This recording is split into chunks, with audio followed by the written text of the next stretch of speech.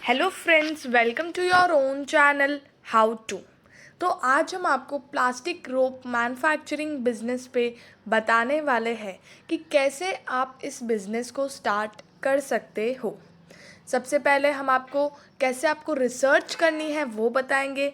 Investment आपको कितने तक करना पड़ेगा, रॉ मटेरियल्स कौन कौन से चाहिए होंगे, एरिया कितना चाहिए होगा, लोग कितने चाहिए होंगे, manpower that means licence कौन कौन से इशू करने पड़ेंगे, मशीन्स कौन सी चाहिए होगी और क्या मार्केट स्ट्रेटजी आपकी होनी चाहिए।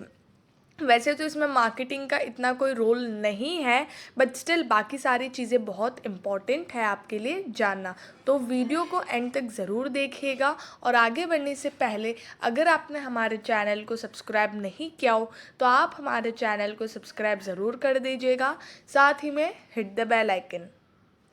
तो सबसे पहले हम आपको बताएंगे बिजनेस रिसर्च। जैसे कि प्लास्टिक रोप, अगर हम देखें सिर्फ रोप को तो उसके बहुत सारे टाइप्स हैं जो मैं आपको आगे बताऊंगी कि कितने सारे टाइप्स और कहाँ कहाँ पे बेसिकली उनको यूज़ किया जाता है। और डिमांड सबकी है, ऐसा नहीं है कि जो मतलब जो जल्दी से टूट जाता है उसकी कम डिमांड है। उसकी जगह पे उस रोप की डिमांड है, और जहाँ पे एकदम हार्ड रोप और टाइट रोप चाहिए वहाँ पर उसकी डिमांड है। प्राइस प्राइस भी आपको पहले अपने मार्केट में देखना पड़ेगा कि भाई लोग कितने पे कितना बेच रहे हैं, क्या मतलब कैसी क्वालिटी पे कितना प्राइस लगा रहे, तो वो आपको पहले एक्सपीरियंस करना पड़ेगा। कॉम्पिटिटर्स आपको देखने पड़ेंगे कि आपके एरिया में या फिर आपकी सिटी में कितने लोग हैं जो रोप को मैन्युफैक्चर करते हैं।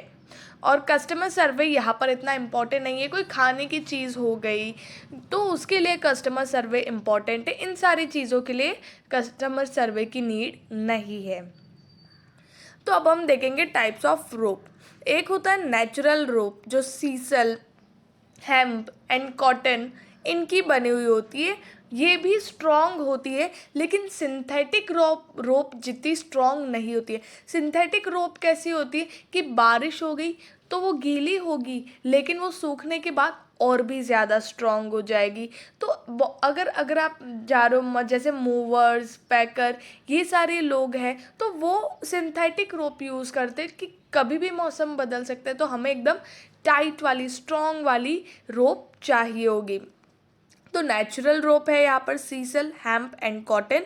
और सिंथेटिक रोप में आ जाता है पॉलिस्टर आ गया, पॉलीप्रोपिलीन आ गया, नाइलॉन आ गया एंड प्लास्टिक आ गया। तो आज मैं आपको प्लास्टिक के ऊपर सारी डिटेल्स बताने वाली हूँ। अगर आपको बाकी रोप के ऊपर भी डिटेल्स चाहिए या वीडियो चाहिए तो आप हमें कमेंट सेक्शन में पूछ सकते हो या बोल सकते हो।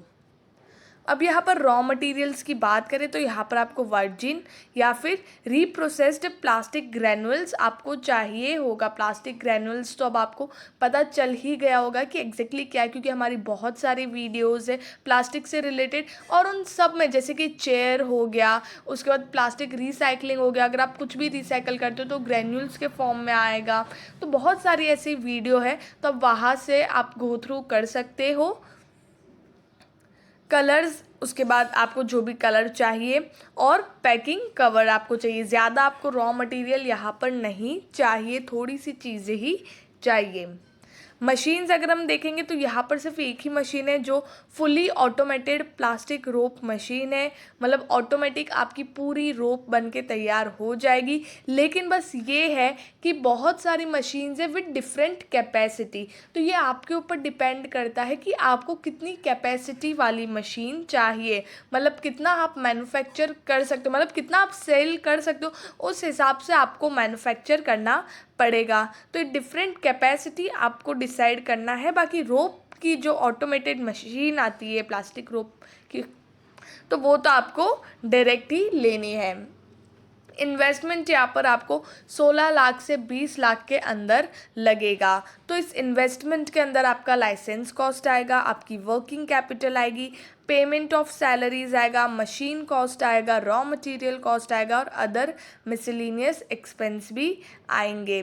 तो यहाँ पर आपको जो एरिया हो गया वो सब भी इसी के अंदर काउंट, आपकी मशीन हो गई, आपके रॉ मटेरियल्स हो गए, अगर आप रिसर्च कर रहे हो तो उसमें कुछ खर्चे हो गए, आपके जो यहाँ पर लोग काम कर रहे हैं उनमें सैलरीज हो गई, तो सब कुछ इसमें इंक्लूडेड है। तो इतना इन्वेस्टमेंट आपको करना पड़ेगा इस बिज़नेस को स्टार्ट करने के लिए।